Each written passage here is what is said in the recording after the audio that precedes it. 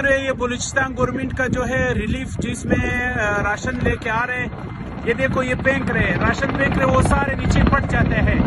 ये देखो ये आवाम के साथ मजाक कर रहे हैं और ये सारे नीचे फेंक के ये पट जाते हैं।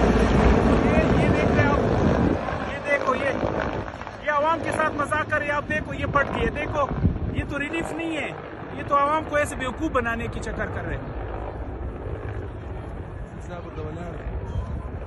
ये देखो आवाम को यहाँ पे बुलाया कि भाई आ जाए, आपके लिए राशन लेके आ रहे हैं। अभी एली का जो है यहाँ पे ग्राउंड भी बना हुआ है, सब कुछ है कि वो जो है ग्राउंड कर सकते हैं, लैंड कर सकते हैं, लेकिन वो जो है ऊपर से जो है राशन फेंक रहे जो सारे नीचे पड़